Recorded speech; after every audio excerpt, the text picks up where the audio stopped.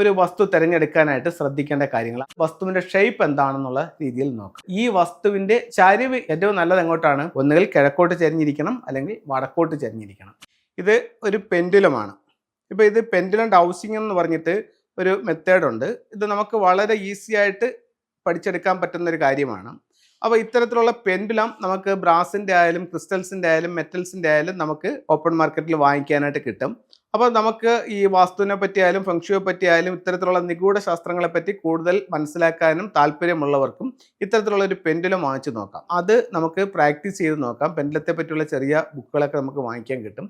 അപ്പോൾ ഇത് ഇത്തരത്തിലുള്ള ഒരു പെൻഡുലം എടുക്കുക. പെൻഡുലം എടുത്തിട്ട് മനസ്സ് ഏകാഗ്രമാക്കിക്കൊണ്ട് ഇപ്പം നിങ്ങളൊരു ലാൻഡിലേക്ക് കടന്ന് ചെല്ലുകയാണ്. ലാൻഡിലേക്ക് കടന്ന് ചെന്നിട്ട് നിങ്ങൾക്ക് തന്നെ സ്വയം ഒന്ന് പരീക്ഷിച്ച് നോക്കാം. ഇപ്പം ആദ്യമായിട്ട് തന്നെ ഈ ലാൻഡിൽ പോയി നിങ്ങൾ നിൽക്കല്, ഇത്തരത്തിലുള്ള പെൻഡുലം വാങ്ങിച്ചിട്ട് ഒത്തിരി പരീക്ഷണങ്ങൾ നടത്തി നിങ്ങൾ ഇതിനെപ്പറ്റി ഏകദേശം ഒരു ഐഡിയ കിട്ടിയതിന് ശേഷം മാത്രം ഇത് ചെയ്യുക. അപ്പം നിങ്ങളൊരു ലാൻഡ് വാങ്ങിച്ചു, ആ ലാൻഡിൽ ചെയ്യുക. അപ്പോൾ ഈ വസ്തു എനിക്ക് അനുയോജ്യമായിട്ടുള്ള വസ്തുവാണോ, അല്ലെങ്കിൽ ഈ വസ്തുവിൽ എന്തെങ്കിലും തരത്തിലുള്ള നെഗറ്റീവ് ഉണ്ടോ, അല്ലെങ്കിൽ ഏതെങ്കിലും ദിക്കിൽ എന്തെങ്കിലും നെഗറ്റീവ് ഉണ്ടോ, അങ്ങനെയുള്ള കാര്യങ്ങളെല്ലാം എല്ലാം കൂടെ ഒത്തു ചോദിക്കാനല്ല ഞാൻ പറയുന്നത്, ഓരോന്നായിട്ട് ചോദിക്കാം.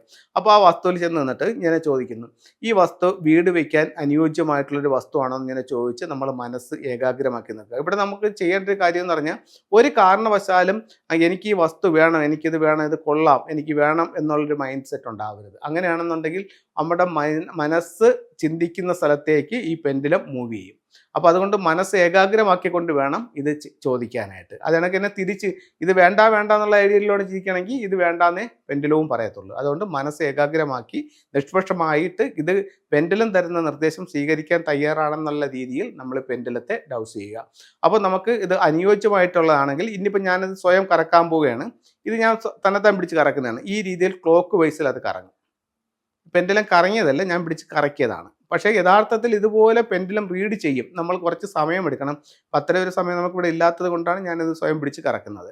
അതേപോലെ തന്നെ ഇത് നെഗറ്റീവായിട്ടുള്ള വസ്തുവാണെങ്കിൽ, ഇപ്പോൾ നമ്മളൊരു മൊബൈൽ ഫോൺ നിങ്ങൾക്ക് പരിശോധിക്കാൻ ഏറ്റവും നല്ല രണ്ട് കാരണങ്ങളെന്ന് പറയുന്നത്, ഒന്ന് നമ്മളുടെ ഒരു നാണയം എടുത്ത് ഒരു ടേബിളിൻ്റെ മുകളിൽ വെച്ചിട്ട് അതിൻ്റെ മുകളിൽ നമ്മളിതിങ്ങനെ പിടിക്കുകയാണെങ്കിൽ ഇതിങ്ങനെ ക്ലോക്ക് വൈസിൽ കറങ്ങും. കാരണം എന്താണ്? അത് പോസിറ്റീവാണ്. അതേസമയം നമ്മുടെ കയ്യിലിരിക്കുന്ന മൊബൈൽ ഫോൺ എടുത്ത് വെച്ചിട്ട് അതിൻ്റെ മുകളിലാണ് പെൻഡുലം വെച്ച് പിടിക്കുന്നതെന്നുണ്ടെങ്കിൽ ഇത് ആൻറ്റി ക്ലോക്ക് വൈസിലായിരിക്കും കറങ്ങുന്നത്. കാരണം അത് നെഗറ്റീവാണ്. ഇങ്ങനെ ഒരു പോസിറ്റീവായിട്ടും നെഗറ്റീവായിട്ടുള്ള വസ്തുക്കളെ നിങ്ങൾക്ക് തിരിച്ചറിയാനായിട്ട് സാധിക്കുന്നതാണ്. ഇത് നിങ്ങളുമായിട്ടൊന്ന് ഷെയർ ചെയ്തെന്ന് പറഞ്ഞു കഴിഞ്ഞാൽ, നിങ്ങളൊരു പുതിയ ഭൂമി വാങ്ങിക്കാനായിട്ട് പോകുമ്പോൾ അത് നിങ്ങൾക്ക് തന്നെ ഒന്ന് മനസ്സിലാക്കണമെങ്കിൽ ഇത്തരത്തിൽ ചെയ്യാൻ പറ്റും. പക്ഷേ നിങ്ങൾക്കിത് ഒരു കറക്റ്റ് ഇത് കിട്ടിയില്ല എന്നുണ്ടെങ്കിൽ നിങ്ങൾക്ക് ഇത് ചെയ്യേണ്ട, നിങ്ങൾ ഒരു കൺസൾട്ടിനെ തേടുന്നത് നല്ലതായിരിക്കും. അപ്പോൾ പെൻഡുലത്തെ പറ്റി പറഞ്ഞപ്പോൾ ഞാൻ അതിനും കൂടെ ഒന്ന് സൂചിപ്പിച്ചതേ ഉള്ളൂ. ഒരു വസ്തു തിരഞ്ഞെടുക്കാനായിട്ട് ശ്രദ്ധിക്കേണ്ട കാര്യങ്ങൾ, ആദ്യം നമ്മൾ ആ പെൻഡുലം ഉപയോഗിച്ചുകൊണ്ട് ഈ ഭൂമി കൊള്ളാമോ ഇല്ലയോ എന്നൊന്ന് സ്വയം മനസ്സിലാക്കാം. രണ്ടാമത്തത് വസ്തുവിൻ്റെ ഷേപ്പ് എന്താണെന്നുള്ള രീതിയിൽ നോക്കാം. മൂന്നാമത്തത് ഈ വസ്തുവിൻ്റെ ചരിവ് എങ്ങോട്ടാണെന്ന് നോക്കാം. ചരിവ് നല്ലത് എങ്ങോട്ടാണ്? ഒന്നുകിൽ കിഴക്കോട്ട് ചരിഞ്ഞിരിക്കണം, അല്ലെങ്കിൽ വടക്കോട്ട് ചരിഞ്ഞിരിക്കണം. അടുത്തത് ഈ വസ്തുവിന് നേരെ ഓപ്പോസിറ്റായിട്ട് മറ്റൊരു റോഡ് വന്ന് ഇതിൻ്റെ ഫ്രണ്ടിൽ നിന്നും രണ്ട് സൈഡിലോട്ട് തിരിഞ്ഞു പോകുന്നുണ്ടോ? അതായത് ടി റോഡ് എന്ന് പറയും. അത്തരത്തിലുള്ള ഒരു ടി റോഡ് ഉണ്ടോ എന്ന് നോക്കണം. അപ്പോൾ ഇത്തരം കാര്യങ്ങൾ നമ്മളൊന്ന് ശ്രദ്ധിക്കണം. അത് കഴിഞ്ഞിട്ട് ഈ വസ്തുവിൽ നിലവിൽ എന്തെങ്കിലും കിണറുണ്ടോ? കിണറുണ്ടെങ്കിൽ അതിൻ്റെ സ്ഥാനം ഏതാണ്?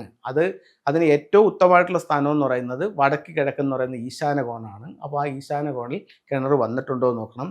അതല്ല മറ്റേതെങ്കിലും ഒരു സ്ഥലത്താണ് കിണർ വന്നിട്ടുള്ളതെന്നുണ്ടെങ്കിൽ യഥാവിധി ആ കിണർ ഈശാന കോണിൽ കുത്തിക്കൊണ്ട് യഥാവധി മറ്റേ കിണറിനെ മൂടണം. ഈശാന കോണിൽ കിണർ കുത്തി വെള്ളം എടുത്തുകൊണ്ട് വേണം നമ്മൾ മറ്റേ കിണറിനെ ഒഴിവാക്കാനായിട്ട്. അപ്പോൾ അത്തരം കാര്യങ്ങൾ നമുക്കൊന്ന് ചെയ്യാവുന്നതാണ്.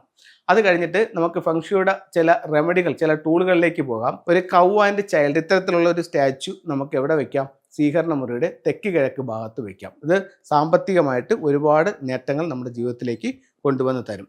അതുപോലെ തന്നെ നമ്മുടെ ഓഫീസ് ടേബിളിൻ്റെ മുകളിലോ ടീപ്പയുടെ മുകളിലോ ഇത്തരത്തിലുള്ള ഒരു ബ്ലൂ ഐയുടെ ഒരു വെൽത്ത് പോട്ടുമാണ്. അതിനോടൊപ്പം ബ്ലൂ ഐയുടെ കുറേ സിമ്പിൾസുകളും ഇതിനകത്തോട്ട് പതിപ്പിച്ചിട്ടുണ്ട്. ദൃഷ്ടി തട്ടാതിരിക്കാനും സാമ്പത്തികമായിട്ടുള്ള അഭിവൃദ്ധിക്കും വേണ്ടി ഇത്തരത്തിലുള്ള ടൂൾ ഉപയോഗിക്കാം. അതുപോലെ വീട്ടിലെപ്പോഴും ഒരു സമാധാന അന്തരീക്ഷത്തിന് വേണ്ടിയിട്ട് നമുക്ക് വയ്ക്കാവുന്ന ഒരു ടൂളാണ് ശ്രീബുദ്ധൻ്റെ സ്റ്റാച്ചു. ഇത് കറക്റ്റ് പൊസിഷൻ എവിടെയാണെന്ന് ചോദിച്ചാൽ, ഒരു വീടിനെ സംബന്ധിച്ചിടത്തോളം ഒന്നുകിൽ ആ വീടിൻ്റെ നോർത്ത് വെസ്റ്റ് കോർണർ, അല്ലെങ്കിൽ ലിവിങ് റൂമിൻ്റെ നോർത്ത് വെസ്റ്റ് കോർണറിൽ നമുക്ക് ഇതിൻ്റെ സ്റ്റാച്ചു വയ്ക്കാവുന്നതാണ്. അപ്പോൾ എല്ലാവർക്കും എല്ലാ ഐശ്വര്യങ്ങളും ഉണ്ടാവട്ടെ എന്ന് പ്രാർത്ഥിച്ചുകൊണ്ട് നിർത്തുന്നു. നന്ദി, നമസ്കാരം.